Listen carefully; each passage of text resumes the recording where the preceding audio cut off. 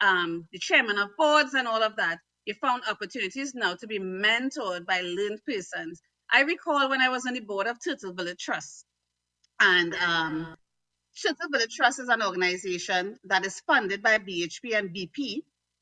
It's all geared towards protecting leatherback turtles and the natural community in the eastern part of Trinidad and Tobago, protecting their safe space, noting that through the activities of the oil industry, it could impact the natural environment for leatherback turtles, right? So they invested in that community, and all the various, I should say, not associations, but the organizations that will usually facilitate turtle watching.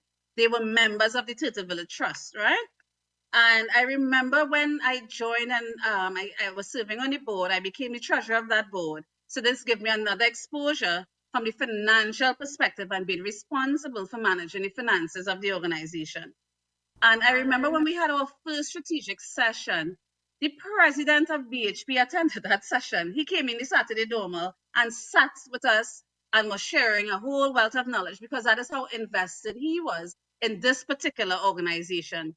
Where else would I have had that opportunity to interact with the president of BHP other than sitting on a Saturday morning in Valencia at Turtle Village Trust office? And I had to leave Port of Spain to attend these meetings in Valencia, right? And this is volunteerism yet again. So I say this to people because your network is about connecting, yes, but it's also providing you with an opportunity to learn specific skills that could actually be translated into the workspace and benefit you career-wise. So even today, now that I wear the hats that you spoke about, being president of our alumni association, but also president of HERMAT and also president of the Caribbean Institute of Human Resource Management, it now provided me, I mean, years ago, that foundation was laid and the platform was laid for me now to be able to manage these portfolios. And not only that, to be comfortable in spaces, comfortable sitting down opposite a minister and advocating for policies and procedures and law and legal changes in our landscape. I am comfortable in those spaces now because of that foundation laid back then. So using your network is one of the best ways not only to build your skill sets and your competencies, but also one of the best ways to find a job or a new role, to believe it or not. When people get exposed to you and exposed to what you could do, at some point in time, it becomes very easy, or to the point where you don't even have to apply for a job. They will be aware of an opportunity. And because they are familiar with your work ethic, the quality of your work, and they know what you stand for, they will now advance your name. And all of a sudden, you get in a phone call saying, you were referred to us. Can you send us your resume? And that actually happens. Those experiences do happen. And the referrals do come. But you cannot enter into these relationships, or you can't want to network only for personal gain. It is an exchange. There's value that is exchanged. You have to bring something to the table that an organization or an individual may perhaps need, and vice versa. But for someone who is young and upcoming, and you may think, okay, I don't have much value at this point in time, I don't have much experience, you have to now consider what else you could add, whether it's your time, it may very well be a time, additional pair of hands to contribute to a project, right? And over time, your professional and personal confidence will build, your skill sets will build, and you will be adding more over time. So it may seem like a daunting task in the beginning, or it may seem like you don't have much to offer in the beginning. But as you learn and grow as a professional and your confidence is built and ideas are exchanged, or perhaps you may not have this specific qualification or skill, but you're good at raising funds, you're good at making phone calls, you're good at getting people to attend events, you're good at social media, because there are a lot of adults who may not know how to connect on social media and all of that. So you have to look at where you could add value and how you could contribute, and all of that will certainly expand on your ability to Network. network and to feel comfortable doing it as well too, Yeah, yeah. I So get what you're saying, definitely. yeah. And I think with that amount of information that you just gave us, you left very little questions for my co-host. But what I want to know is if you have a map for this, Cavell. Do you have some kind of map where we can give it to some of the young people and they can know that this is step one, this is step two, this is step three? Because the amount of things you outlined there, and I actually resonate with it, because part of my story in terms of where I am as well and where I will go started off with doing volunteer work and being part of youth groups when I was young, and that's where I got my experience speaking and having the confidence to speak. What about you, Jevon? What is your experience and what do you have to ask our very known guest here today? Well, questions, I mean, like I said, she basically answered every question I have, but I agree with what she said, because part of my development in growing as a young man, as you would know, in the first, as we met, I told you I worked in media, I worked TSCT, I did a lot of different jobs and learned different things, which brought me to this point in my life right now. So I really do agree 100% in what she said. Yeah. So, Cavell, coming back to you again. So you, as well as I would have echoed it to a point, we would have had those experiences as young persons. Let us say I am somebody over 35, over 40, over 50 even, and I have not had that exposure to volunteering in different groups and that good foundation. What advice would you give to me to start to network myself and put myself out there so I feel like I still have a lot to offer in different spheres, but I don't know how to get out there? I'm sitting there, and you know there are many people like that. I'm sitting there and there are these ideas, there is this value that I know I can give to the world, but I don't know who to talk to, what circles to get into. What methodology would you give me to start a network at this stage of my life? So, whether or not it's someone who is now attempting to build a network from scratch, they may be 30 and they now recognize how important this might be, or someone who may have some basic acquaintances already, networking skills can be developed and there's no age limit on it as well too, right? It can be developed at any time. So if someone out there wants to improve their networking habits or prepare for a next event that they may perhaps have to attend and want to now put some use or try to use that event for networking purposes, I would say, of course, one, consider firstly what you have to offer, because as I said, it has to be mutually beneficial in some way as well. We can't always want to receive or to take from a relationship. So it's a two-way street. So consider before getting or attending into getting into a networking event, consider what you have to offer, give to someone else, and what you may be willing to give to someone else ahead of time, noting the nature of the event you're attending. And two, you need to be a bit curious. So it's not only about collecting a set of business cards. You need to have a lot of people who go around and they're just collecting numbers and collecting business cards. And that's it. It's not just about that, but it's instead aiming to meet new people and to also delve in deep, engaging conversations as well. That is how people remember you, through the conversations that you're having. So focus on possibly shared interests, or let curiosity, if you're naturally a curious person, be a guide as well too. So getting people talking and the ability to, as I say, engage in small talk, right? You have to be able to engage in small talk as well. That will be important.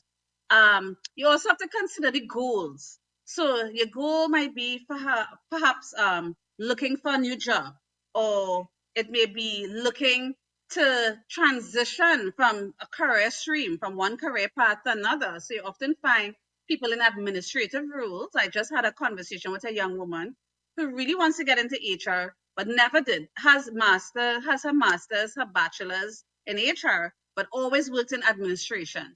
So again, it may be perhaps wanting to transition careers.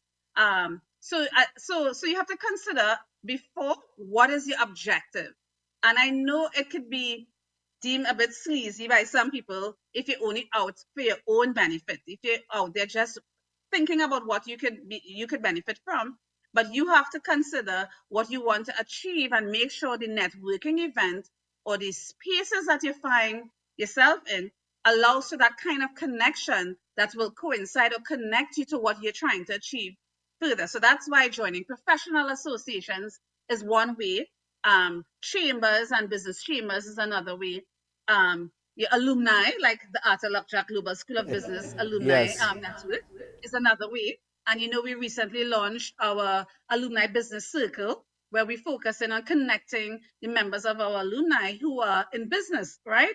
And wanting to create naturally a directory of alumni who are involved in business so that we can all do business together. That's one of the main agendas for that particular networking group.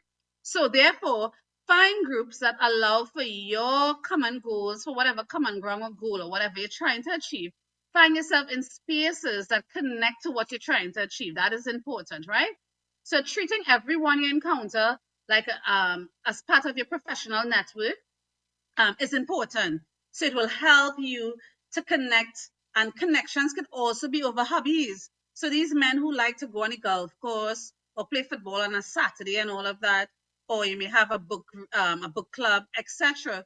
You can also connect through activities like that as well too, through hobbies, right?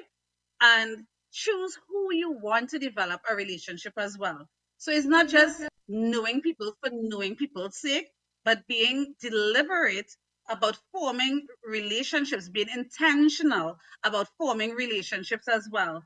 And not just by title, because a person's title doesn't translate to good character, good ethics, being honest, so they can have a great title, but not necessarily be a good person, right?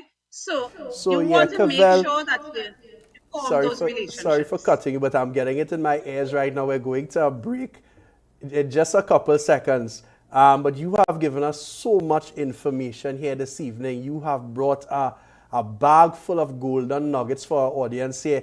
And on behalf of me and my team, I would really like to thank you for spending this time here with us on Plus. And we really hope to have you back at some time soon, where we can really flesh out this great art of networking and give people more value. Thanks again, Cavell. This is another episode of Life Matters, and I am your host, Latina Matter. Give us some insight into what is Miss Earth and what is so special about this pageant. Okay, so like many pageants, there are a purpose behind the crown. So Miss Earth in particular, it's all about the awareness of the environment, and I'm basically an ambassador informing everyone to take care of their environment and their surroundings.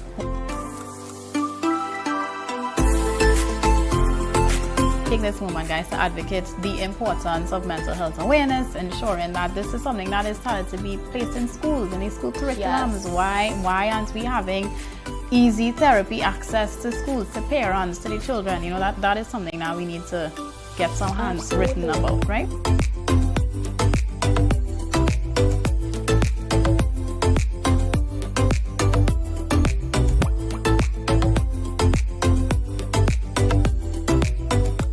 My name is Jesse McBarrow, and you are looking at Mending Minds. Tell us your Mending Mind moment. I will say set goals.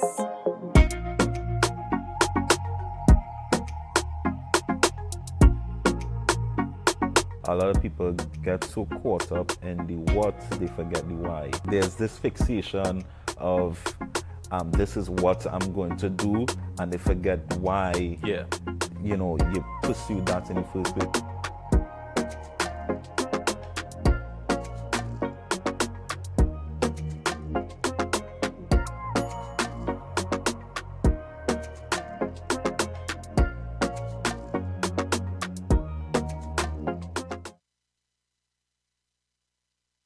All right, guys, so we are back, and I hope you got all of that, because if you talk about high value, that is what Mrs. Jevon Joseph St. Omer just brought for us. She went from the bottom straight up to the top. She expanded it right across in terms of so much dynamics in networking, in starting from a very young age and building yourself through volunteering and knowing that in that space you will develop so much skill sets. You would meet probably through natural attraction. You would meet the right persons, and it will grow you from phase to phase. And even if you're older and you have a purpose, a goal, as she said, and you know exactly what that is, and you want now to network to build that goal, don't be afraid, but be strategic and intentional in terms of the characters and the persons that you associate with. So, Mrs. Joseph St. Omer, we want to thank you deeply again for joining us on this program here on Plus Sunset Evening Show. And now we have a lot to talk about with regards to what we've just learned. Yes. And joining us here to start this ball rolling this evening is Jermaine. Jermaine was busy networking, and that network got him here a little late, but I know he was listening in. So, definitely. Jermaine, chime in here in terms of networking and your take on it. I didn't gather much from our host, our guest, sorry. But the little I've heard, she was very impressive and professional with how she delivered, how she bring across the information very thoroughly and insightfully for others to grasp. When we use the word network, I mean, we talking about a connection that can be very intrinsic, a connection that could bring about feelings and emotions, and a connection that, I mean, and when we use the word connection, it always ties to something, right? So when we say network, for me, it is like bringing you and I together, attaching something to something and making it something. Can I ask a question? Right, you being an aspiring artist, how was networking able to assist you in your journey from 15, 20 years ago when we met for the first time to now? That's a very good question, because in my experience, I could say I had a very huge leap, because at one point in my little career, I was like in a very dark place. Right. Dark place meaning is just me alone. No, I mean, even I didn't have much knowledge, because to be honest, I had no intention of becoming an artist or writing. I actually wanted to be the first Rasta man to play cricket for the West Indies. Hold on. Can I get a close-up on Jermaine for a minute here, please? Rasta man. I mean, I would let him let Jevon. Randolph. I would let Jevon say. Right. If I didn't change my phone, I had pictures. Of Jermaine? Yes. Not a problem. All right. Not a problem. I had very long locks, Randolph. So is it good to say that the locks ran out? And I will also say this too. He was not the only ex-Rasta man on this table. You're telling me Camille was a Rasta as well? Fortunately, my brother still maintains some of his hair. Okay. Yours went far, clearly. Yeah, mine went and decided mine went, where they say, go where no one has gone before. Yeah, just didn't want to return. Right. But coming back to the network aspect of it. So here is a concern that popped into my mind. I think persons make a mistake with a networking, and I want your viewpoints on it. Because sometimes, Jevon would have mentioned earlier that part of networking is getting the person to buy into you first, to like you. And oftentimes this happens in a non-formal social situation. I think sometimes the mistake persons make, and correct me if I'm wrong, let's discuss it, is that we get that level of comfort with somebody we want to advance a professional relationship with, and then we mistake the social nature of that relationship in a formal environment. You crack a joke when it's not the right time, or you think all of a sudden this person is your friend. Exactly. So it's okay if I reach out 5 minutes late because we had a lime in the fete the other day and we knocked a glass. And what is the advice then to make sure, and even though the first part, the social aspect is so important, how do you draw the line between the both and make sure and do the code switch? And if I'm talking about code switching, no, I am talking HR. I think the number one word would be you have to set your boundaries, right? And you have to know, okay, this is not just a social interaction. It's for my future business, my idea, whatever skill, product I want to launch. So you have to remember that, yes, we're coming into this and maybe on friendly terms, but always remember that you have to draw that line. So that's where keeping that strict boundary is needed. Okay, so what are some tips and strategies then we can give to people to draw that line? What I would say is that know when to be business, right, and know when to be personal. Know when not to mix the two. Yes, you might use the laid back approach to get somebody to get your attention, but if I want to talk plain, business is business, right? And let me take me and you for example, right? We met under a laid back scenario. You talk, you realize, let's use the industry I am in. Let's say that you realize I deal with security. You have a premises, you're a business owner, you have a premises that you want to secure. What we met in a laid back might be at a restaurant or something, or might be at an event that I was introduced to you by a friend. Right. Right? So the first interaction was laid back, but then you decide to reach out. I want to have a meeting with you at 10 a.m. I now have to switch. This is a business meeting. You are a potential client. If it's 10 a.m., I'm going to be there 10 a.m. Right? I'm not going to come and greet you. Where's your scene, Bedry, and stuff? No, because there's sir. Right? Because I'm meeting. This is a business meeting, so you need to know where to draw the line. And I think once you develop that ability to know when to be laid back and when to be professional, people respect you more. I definitely think so as well. I definitely think so. Jermaine? I think I will go back to the boundaries. I like that. I think the boundaries need to be clearly defined. It needs to be aligned with who you are as well, because you can't tell me don't cross that line and then you cross it. You know that you're contradicting yourself for me there. So once your boundary is clear and you act in that role, then I think people will eventually follow. Yeah, I think in addition to that, we have to understand, and you have to really assess friendships. Because every person more or less will have friendships, and they would understand there is a tenure that comes with it. There would have been consideration, and after consideration, kind of acceptance of that offer. Informally, of course. And then there is a stage where you become friends. And sometimes people mistake friendship with just good affiliation. I mean, just for discussion, what about how do we sometimes term these things? Because some people subconsciously come out of character, even though that they might play that role very nice. But how do you deal with people like that who just sort of pop out and pop in? And that's where I was actually going to say that as a person and an individual, now you have to self-assess yourself and understand if you are in an informal environment and you are a certain way with somebody, you have to go back afterwards and still reflect and understand and measure what was the purpose of the interaction first of all.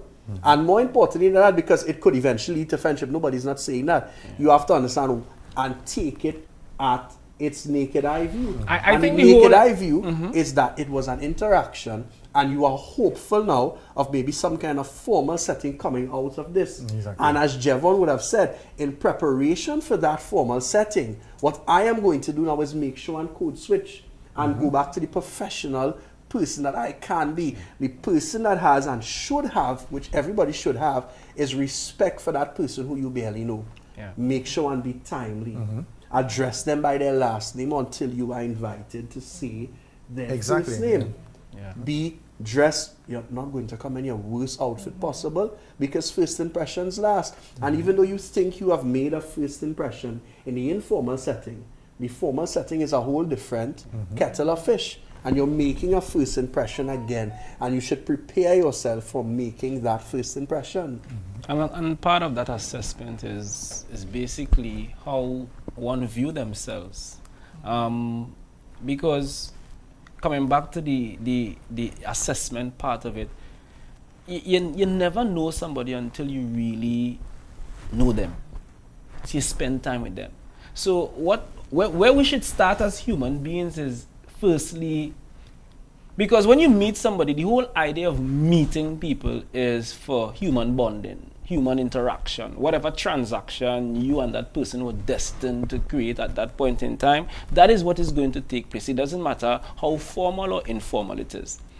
But in the assessment my good friend Randolph is talking about, that is clearly one's internal reflection of who they are, bringing their character to the forefront, making themselves that professional qubit for somebody to attraction, for whatever you want to attract in your life. So I think that is where we should start as humans first. Guys, I had a question as we were all talking about assessments and whatnot. Where do you think, or how do you think our culture fits into that? Because, we're very Trinis, we're very laid back. And I've had some professional, what I would deem professional interactions with vendors, and for some reason, people, yes, I'm a very approachable person, but we're in a professional setting. And then all of a sudden it's like, yeah, don't worry, I go handle that. Plumber says to me at a business place trying to fix, a facility issue. Right? So I'm wondering now, we're talking about this, how you think our culture impacts then on our the manner, the way we could be professional. And to answer that, I'll go back into where I say what I said. You need to know when to switch, right? We're dealing with a laid back situation. I'm laid back. We doing business. And at first, somebody who you're dealing with for the first time, they might be drawn back at it, but they're going to respect you. You need to set your boundaries. Okay, I met you at Brian Arafat. We had a couple of drinks. We had a time. Fine. We're in a business meeting now. This is business. I don't want to hear, but what happened, right? After the meeting is over, and you say, let me go for a drink, fine. But you need to set boundaries. You need to know to switch. And once they realize that you have that ability to switch, I think gradually, if not immediately, gradually, you will gain that respect. But I have a controversial twist, Randall. I have a little controversial. So, what about the people in the markets? Aren't they business people? Of course, they're business people. All right. So, what's going on? The thing about it is, it's a different level of trust. Because the market person could talk to me like that, but I would be able to trust their product, which is I am seeing in front there, it's finished already. So and then regardless of the good ones, and we all know this in Trinidad, the good ones we trust, they can talk however. But you see when they take that knife and they cut the provision in half to show you if it have any rotten spots, that's the one you will go back to. And then you have a going relationship with them because that was the one who the bush that weekend boiled better. And the produce spoke for itself. Right? But with the dynamic Camille is talking about now is a situation where you are in a business place and you want a plumber to come and do work for you, and they're saying, yeah, I will fix that. But they're not saying the how, the time frame, and sometimes with some of these tradesmen, they're not saying the cost.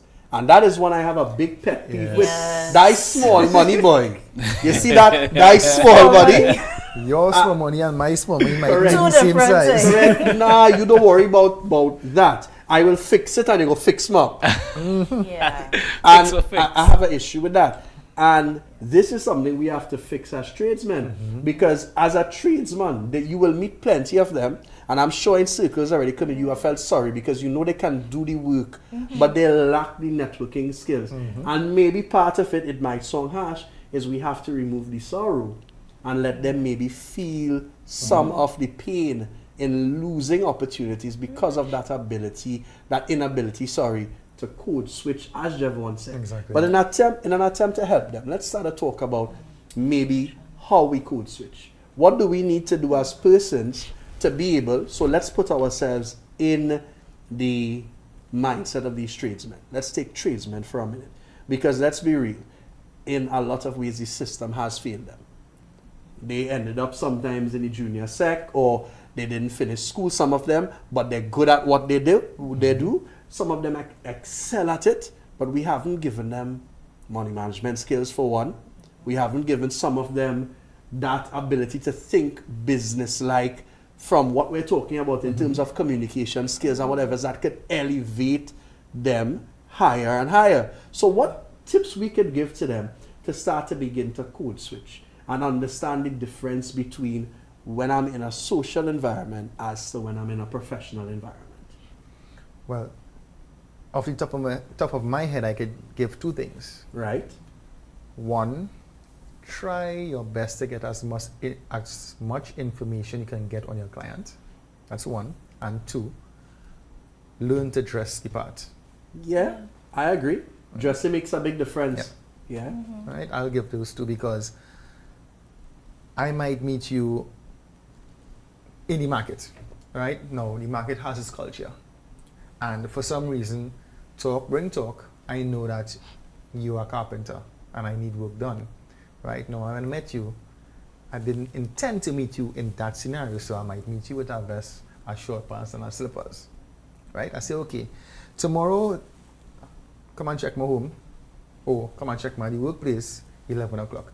I don't expect for you to show up at my business place in a vest, a short pants, and a slippers, right? Because you're coming to work, right? Dress appropriately for what it is you come to do. Right, so and that is an issue I think faces a lot of people, especially when you have these professionals. And I like to call them professionals because they are professionals in what they do. Of course, right? They show up in people's places, they show up in people's homes, and the way they dress, their mannerism. Sometimes the workers they bring to help them, the mannerism and the way they dress. Right, so these are things I think, right? They could look at so that when you leave by me, I can refer you to somebody else, right? Which is another form of networking. Yeah, of course. Yeah. And yeah, they would refer based on, like you said, who you bring with you and the way you present yourself. Yes. Camille, you want to chime in here? My best friend is Google. I would say if you don't know, research, right? And I mean, everybody has a phone. Everybody knows how to use the technology. You can't tell me I don't know. Google knows. True. And sometimes, maybe your support system, they don't know any better. So sometimes you could just type in, do a simple search. Okay, how do I approach this, situation? Look for, there's a lot of images, how to dress the part. I mean, again, I always go to research. That's always a good way. And we could use our phones instead of just, for all the Facebook Lives, you could actually put it to some good use. Okay, yeah. Jermaine? I wouldn't elaborate too much on it. I mean, they would have already said most of what it's supposed to be. Yeah. So I would leave it like that. Okay, no problem. What I would say as well is you have to have confidence in yourself because you are good enough. Like I said earlier, I think in certain ways we have, and we know this, we say it often in our country, we undervalue these jobs. And there are so many of them making more money than all of us sitting down here. We know that. So you have to find that space where you know you are good enough. And if you know you are good enough, then dress like you are good enough. Speak like you are good enough. Have people around you who work with you that are and operate, I shouldn't say that are good enough, that operate like you, like they are good enough as well. I have a friend who is a tradesman. And when you see how he dresses to go to work, to mix concrete or put up bricks and all that, he dresses extremely properly. When he gets to the job site, he will change his clothes. And nobody ever had to tell him that. It's because he feels good about who he is and he feels good about what he does. Exactly. It's actually practicing the law of attraction as well, you speaking it into existence. Yeah, fake it to make it. Yeah, no, I fully agree with that. And in networking, a big part of networking is learning how to sell yourself. Yeah. Or faking it till you make it. I so agree with you. Well, fake it till you make it. There's a saying that one of my friends told me, say as you do and do as you say. And lie until you can do so. Yeah, I remember years ago, I and somebody else, we wanted to start a business in providing a service. I won't go into too much details. We had nothing in place. But when I picked up that phone and I started to call the persons who I wanted to hire us, I made it out as if the company was established really long. I didn't lie. I said that the company came from my father because the inspiration did. I did say the products did. the inspiration did. It was actually named after him. And the way I put myself out there, Right. they saw that the company was established and I opened the doors. But when I opened the doors, I ensured that when I walked through, I did what we discussed just now. I ensured that I brought the best game. I was not going to give you any reason to say, you come in my place, I gave you an opportunity and you messed it up. Exactly. You messed it up. No, I wanted to be higher than the people who are actually in the industry itself. So I agree with you. Faking it to make it is a good strategy sometimes, but you have to make sure and be able to deliver on the fake promise, so to speak, or the fake scenario. Many times I fake sing before I could have actually sung. How do you fake sing, I was Jevon? just about to ask that. Oh, I was now going to ask you to give us a performance. Oh God. So we have a couple more minutes, guys, before we wrap up today. And I don't think we spoke about the fear of networking. And let's really express what we're talking about here and spend a couple minutes on it.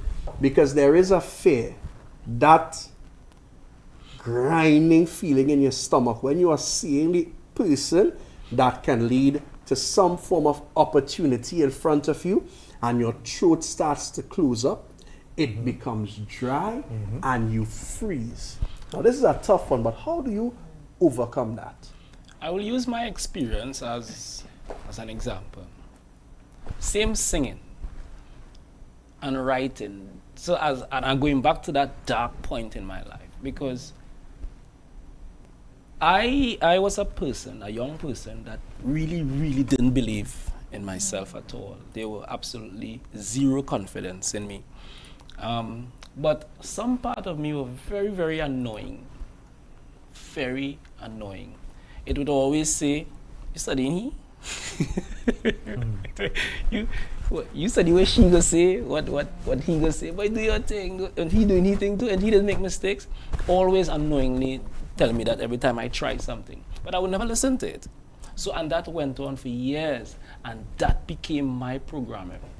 It's not a place to be. So I had to reprogram my subconscious to consciously believe that, hey, I am confident. So I created affirmations like, I am confident, I am confident, I can do it, I can do it, I can do it. And eventually, I could do it. I can do it. And You are doing it. No, I like that takeaway. Affirmations. Affirmations. Because if you say it to yourself enough, in other words, don't wait till you are in the scenario to Fake it get to make it. frozen, to let that throat get dry. You need to start convincing yourself now that you are good enough, that you can do it, that you do speak confidently, that you do have the talent that it takes. What else? What other tips do we have for overcoming this fear that so many of us have or have experienced in one situation or the other? Do it afraid. Yes, I like that. Say it again, Camille. Do it afraid. Yeah, do the it, fear just do will it. always be there. Always. Anytime I have to get up to speak in public, you know, I blank out sometimes, you know, but I go through it. And then afterwards, people be like, oh my gosh, that was a good presentation, da da da. But they don't know the panic session I went through the night before, weeks prepping, you know, because I love to have my notes. That's how I am. And when I don't, I feel like a fish out of water. And it's like, you know, so I've learned now over time to just do it. Yeah. So that would be my advice to you. You will always have fear, but you really just have to leave it and just do it. What's the worst that could happen? No, I agree with you. I remember when I started doing public speaking, it was actually motivational speaking when I was around 15, 16 through youth groups and church and that kind of thing. One of the first times they put me in front of a large audience, it was some school, and the school had about 300 or 400 people. And when I stood up in front of that stage and looked down and saw the amount of persons my age that I had to try and captivate them, and they handed me this cordless mic, and as I held it here, my hand started to do this. So immediately I put my next hand and I squeezed tight and I brought it down and I did what I had to do, knowing that my shoulders were shaking. I had to tense up. You didn't get the nightness. And when I was done, somebody was like, you're very passionate. Yeah. You couldn't even hold that mic with one hand, you had to hold it with two. Little did they know that I was totally nervous, afraid, shaking non-stop. But yes, I agree. So we have two things. Affirmations. Consistently remind yourself of what you think of yourself, the good things you think of yourself. And then, in spite of if that fear is still there, what did you say, Camille? Do it afraid. Do it afraid. Jevon, I'm sure you have something to top that for us here and wrap us up. I would always say be yourself. Be yourself. You could only be yourself. And the worst that could happen is that they just go and say no. And always remember that this is just one avenue. It's always going to have, there'll always be another avenue. Be yourself. Like I said before, learn to sell yourself. Right? Networking, I always believe networking, you have to tie in self. Right? You're tying yourself with everything because people buy into a product, but they also buy into you. Correct. Right? They will not buy into something that is portrayed to be fake. Be yourself. Worst thing will happen, you're going to hear no. Right?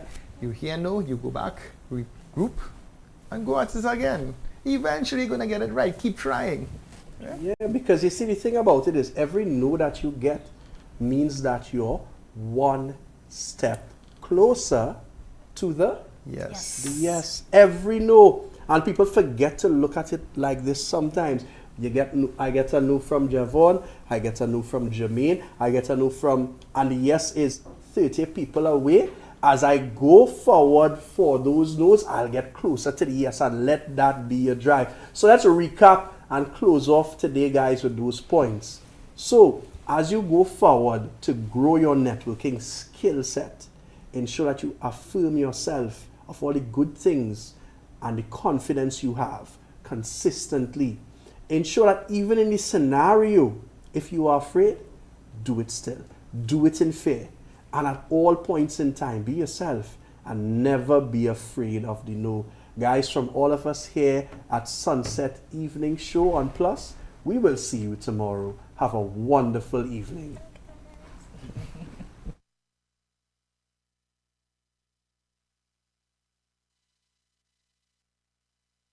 This is another episode of Life Matters, and I am your host, Latina Mata. Give us some insight into what is Miss Earth and what is so special about this pageant. Okay, so like many pageants, there are